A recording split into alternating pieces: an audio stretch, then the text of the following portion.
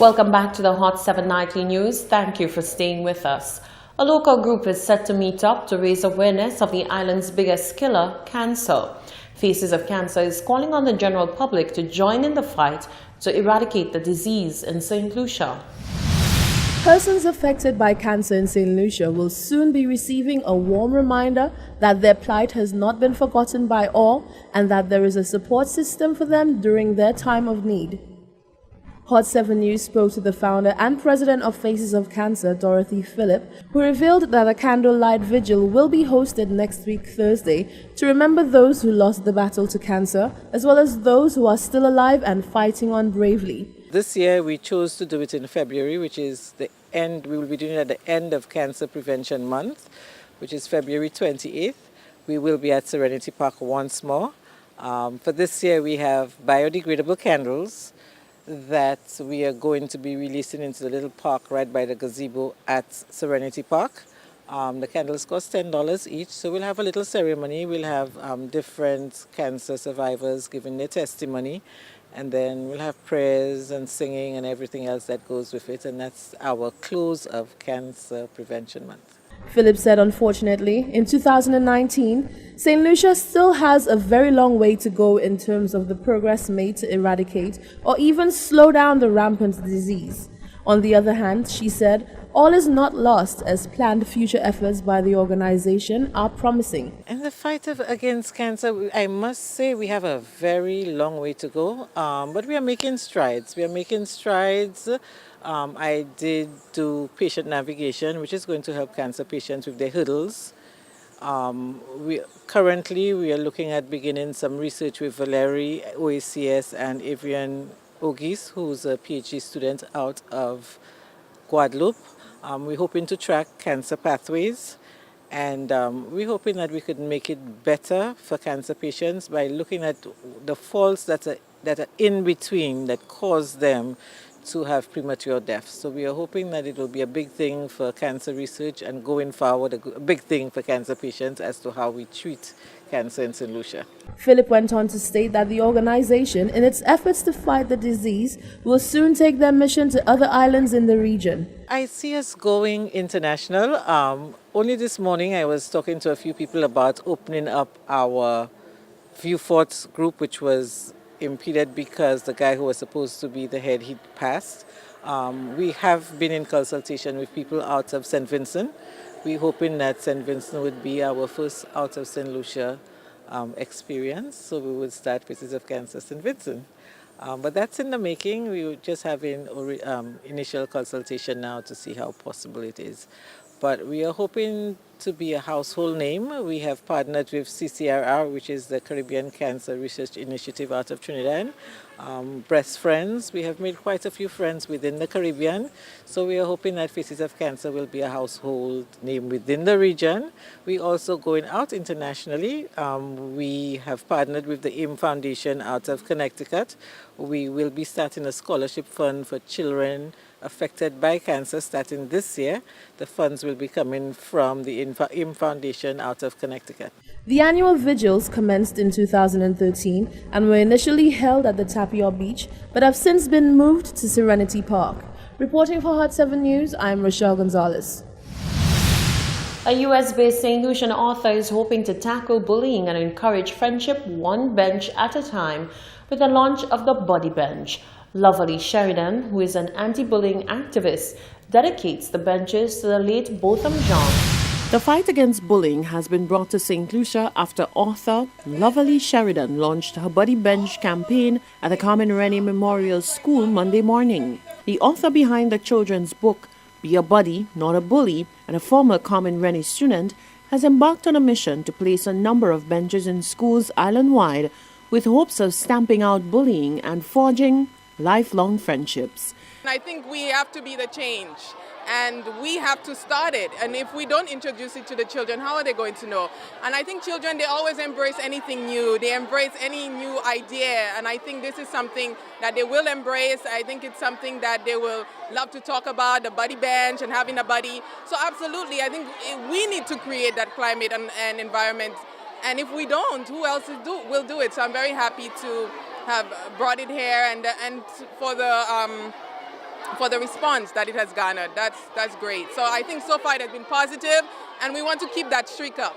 Although the concept of the buddy bench was already in existence, Sheridan said she saw it as a perfect tool to use to promote the main message of her book. I thought we need something tangible. We need something to for the children to think of, how can I be a buddy? And so the buddy bench is such a great tool because they can go on there, they can sit, they can be a friend to someone else, they can talk to someone else. So we wanted to really promote friendliness and create a climate and a culture in schools where children can feel welcome, feel included, and feel like they can have a friend. Meanwhile, District 2 Education Officer Martha Foster was present for the launch. She applauded Sheridan for her role in the fight to make the world a better place. This initiative is such an excellent one and has come at such an opportune time, particularly as we are currently experiencing an influx in various forms of bullying at schools.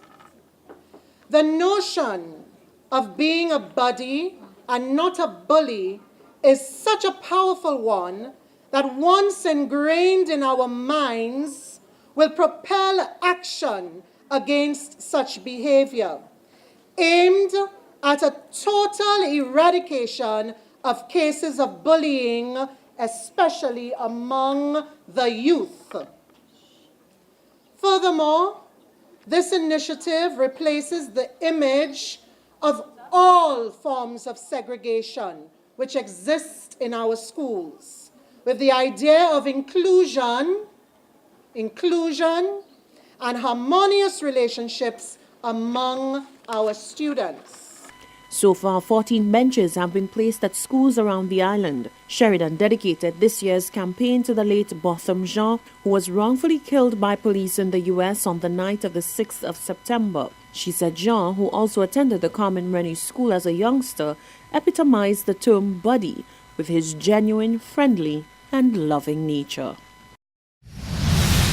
A failed protest by the coconut vendors who sold alongside the Grizzly Highway in Rodney Bay resulted in 2 out of 10 individuals showing up. The contingent looked to argue what they say is an unfair removal from a prime location that brought profits to them, with concerns ranging from targeted clientele and available infrastructure for comfort for the vendors.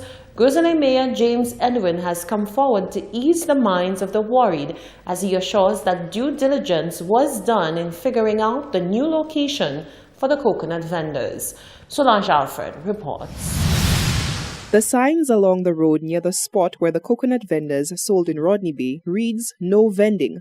Closer examination of the area also revealed a second set of signs, these made from cardboard pieces and scribbled with marker, reading "No safety net for the poor man" and "St. Lucia belongs to us all. This government is not for the poor tax incentives."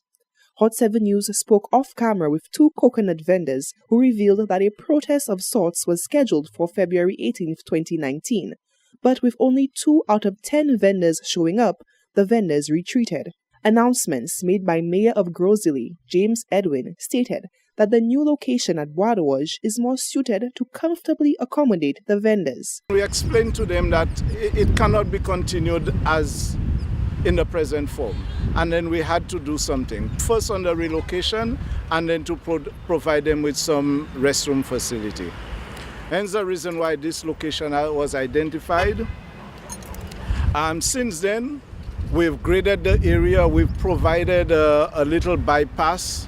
We had consultation with the Ministry of Infrastructure and the police as to the traffic management. They've asked us to install entry and no entry sign and exit sign. That we've done. And we've also built washroom facilities for them. We've provided male and female toilets for them, as you could see in the background. And we are hoping that they would come to their senses and realize that coconut water, people need coconut water. Regardless where you are, if they need the coconut water, they will come and get it. The vendors argued that the location along the Rodney Bay Highway is one that is perfectly aligned to allow them to interact directly with their target clients. Edwin is of the opinion that particular argument bears no weight. Somehow they seem to think that the only place they can operate is between Rodney Bay Junction and Grozile. But that is a false argument. People on their way to and from work, if they need coconut water, they will stop and purchase it. People are not open to change when you suggest change, but I mean, if they come to this site, that's where the coconut water is, that's where the customers will come. Likewise, if you're at Cap Estate and you need a commodity from Mega J, you'll drive from Cap Estate and you'll go to Mega J to get it. The coconut vendors of Rodney Bay remain reluctant to give up their shady location as they believe the new location at Bois de Wage will not yield as much profit for them. Meanwhile, the Grozile Council has raised and spent an excess of $20,000 to accommodate the coconut vendors in the new location. Reporting for Hot 7 News, I am Solaj Alfred. Finding pertinent information regarding various aspects of St. Lucian culture will soon be easier and more efficient. The launch of the Decade of Research and Innovation by the Ministry of Education and Innovation looks to compile and store data that will then be readily available to members of the public. The launch took place on Monday, the 18th of February. Solange Alfred has more. 10 years of compilation that looks to assist the nation in building spiritually, economically, and holistically is being implemented by the Ministry of Education, Innovation, Gender Relations, and Sustainable Development. The launch of the Decade of Research and Innovation took place Monday, 18th February at the Finance Administrative Center, where in attendance with church officials, Minister for Education Dr. Gail Rigobert, and key stakeholders in various disciplines, including sports, climate resilience, and cultural heritage.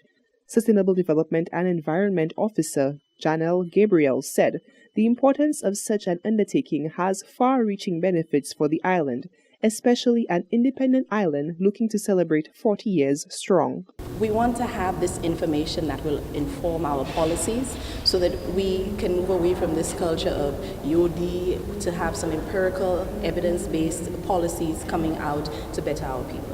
That's just one of the many things. We want to have a database of research. We know that there are quite a lot of students who go overseas, they do their thesis, they do these fantastic research projects, but that information is never really shared with people in St. Lucia. So we want to bring it all together, bring it down to the ground so that everybody understands that they are innovators, they have the capacity to do research at various levels, from the primary school student all the way to the independent professional, all the way to the housewife who's come up with a fantastic way of doing something new. We are looking to reach out to everybody in society and include them in this process. She notes that the compilation will offer an arrangement of information for all walks of life, looking to tap into the history and development of St. Lucia. Gabriel added that this project is one that will require a massive amount of collaboration by stakeholders, notably the Vaughan Arthur Lewis Institute for Research and Innovation, Valeri, will be coming on board to assist with housing of information. We have the Valeri Institute of Research and Innovation, which will be a partner as a clearinghouse for designing, determining what are the protocols, what measures, what are the conditions that you need to have for you to undertake research in St. Lucia to ensure that the information is shared with St. Lucians and it belongs to St. Lucians. Valeri will also be a sort of a clearinghouse and a repository for information that comes out of the Decade of Research. So when we make a call to the public to bring in all of their research papers, Valeri will house that, and then that will become available to persons so that he can go in and see what information is already available. Gabrielle goes on to say that individuals looking for information for school-based assessments or environmental impact assessments, amongst other things, will find this Decade of Research and Innovation extremely indispensable. Reporting for Hot 7 News, I am Solaj Alfred. You're watching the Hot 7 Nightly News. Stay with us. There's more news coming up after the break.